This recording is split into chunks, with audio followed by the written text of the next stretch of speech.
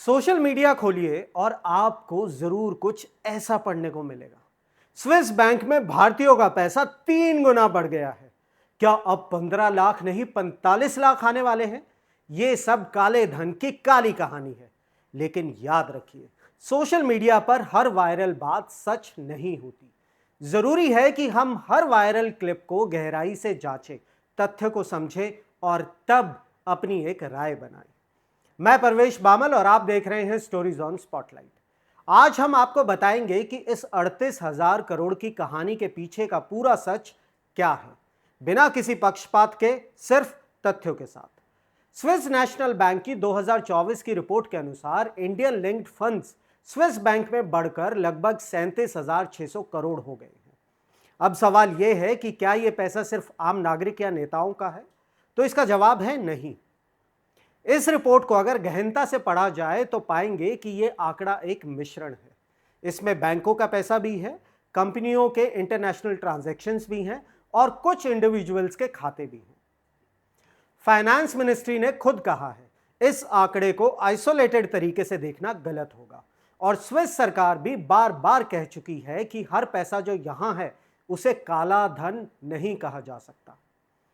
2018 से भारत और स्विट्जरलैंड के बीच एक करार चल रहा है जिसे कहते हैं ऑटोमेटिक एक्सचेंज ऑफ इंफॉर्मेशन। इसके तहत हर साल स्विस बैंक भारत सरकार को वहां मौजूद भारतीय खातों की विस्तृत जानकारी देता है। 2019 से डेटा नियमित तौर पर आ रहा है और अब तक सैकड़ों मामलों में खातों से जुड़ी जानकारी भारत को दी जा चुकी है। यह डेटा जब CBDT central board of direct taxes के पास आता है तो वो इसे इनकम टैक्स रिटर्न से मैच करता है। जहां गड़बड़ी मिलती है वहां एसएमएस या ईमेल से चेतावनी भेजी जाती है और जरूरत पड़े तो सर्च, सर्वे और इंक्वायरी भी की जाती है। 2024-25 में इस सिस्टम का असर यह हुआ कि 2.31 लाख लोगों ने अपनी विदेशी संपत्तियां और इनकम घोषित की, जो पिछले साल से लगभग 45.17% ज्यादा थी।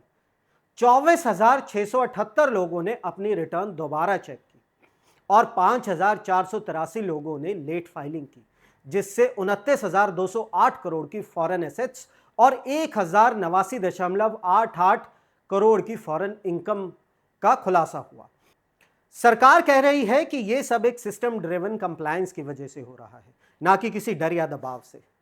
अब एक जरूरी सवाल, क्या इसका मतलब है कि अब काला धन गायब हो चुका है या उसका कोई वजूद नहीं है? तो उसका जवाब है नहीं। 1991 के बाद से जब भारत में लिबरलाइजेशन आया, तब से लेकर आज तक कुछ लोग टैक्स से बचने के लिए ऐसे रास्ते खोजते रहे हैं। बड़ी कंपनियां, ट्रस्ट्स और कुछ हाई नेटवर्थ इंडिविजुअल्स आज भी ओवर इनवॉइसिंग, शेल कंपनीज और टैक्स हेवन्स का इस्तेमाल करते हैं। लेकिन अब खाते छिपा पाना मुश्किल है, क्योंकि डेटा एक्सचेंज हो रहा है, ट्रैकिंग हो रही है और एनफोर्समेंट लगातार सक्रिय है। हाँ, 2018 से पहले के खातों की जानकारी अब भी सरकार के पास नहीं है, वो हिस्सा अभी भी पर्दे में है। तो चलिए एक बार फिर इस मुद्दे को जरा साफ साफ समझते हैं। स्विस बैंक में लगभग 38,000 करोड़ जमा है, ये सच है, लेकिन उसमें सब कुछ ब्लैक मनी है, ये गलत है। सरकार उस पर काम कर रही है, डेटा ले रही है, मिलान कर रही है और कार्रवाई भी कर रही है, और कंप्लायंस की संख्या में जबरदस्त इजाफा हो रहा है, जो दिखाता है कि लोग अब संपत्ति छिपाने की बजाय उसकी घोषणा करने में विश्वास रख रहे हैं। तो अगली बार जब कोई वायरल पोस्ट आए जिसमें लिखा हो कि 15 लाख नहीं 45 लाख आने वाले हैं या सरकार ने सब छिपा लिया है, तो जरा रुकिए, सोचिए और जांचिए। 38,000 करोड़ रुपए स्विस बैंक में होना कोई छोटी बात नहीं है, लेकिन उससे भी बड़ी बात यह है कि इस पूरी बहस में कौन क्या कर रहा है और क्यों कर रहा है। तो चलिए कुछ सवाल पूछते हैं हर उस पक्ष से जो इस मुद्दे में शामिल है। पहला सवाल सरकार से।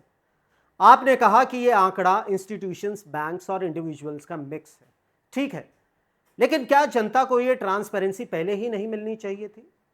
क्या इन आंकड़ों को प्रोएक्टिवली, आसानी से जनता तक पहुंचाना जरूरी नहीं है, जिससे अफवाहें ही ना फैले? दूसरा सवाल विपक्ष से। आप कह रहे हैं कि यह पैसा भी वैध नहीं है, तो क्या आपके पास कोई ठोस सबूत है या सिर्फ राजनीतिक बयानबाजी है? अगर आप आरोप लगा रहे हैं तो क्या आप डेटा बेस्ड काउंटर एनालिसिस जनता के सामने रखेंगे? तीसरा सवाल हम सब से, जनता से, सोशल मीडिया से, क्या हम हर हेडलाइन को सच मान लेते हैं? क्या हमने कभी सोचा है कि जो वायरल हो रहा है वो फैक्चुअल भी है या नहीं? क्या हमें खुद से यह नहीं पूछना चाहिए कि सिर्फ फॉरवर्ड करने वाले लोग बन गए हैं हम, या अपनी बुद्धि भी है हमारे पास? यह सिर्फ एक रिपोर्ट नहीं है, यह एक रियलिटी चेक है। काले धन के खिलाफ लड़ाई नारेबाजी से नहीं, सिस्टम सुधार और नागरिक जागरूकता से ही लड़ी जा सकती है। अब यह हम पर है कि हम अगली बार किसी फाइनेंशियल रिपोर्ट को राजनीतिक चश्मे से देखें या फिर सत्य के तराजू पर तौलें। आज के लिए इतना ही। जय हिंद। चुनावी वादों का वड़ा पाव, अर्थव्यवस्था का भरता, गर्मा गर्म मुद्दों का चटपटा विश्लेषण, व्यंग का तड़का with a bit of serious discussion. हर हफ्ते special episodes, stories on spotlight with Parvesh Pamil, only on Rapid Leaks YouTube channel.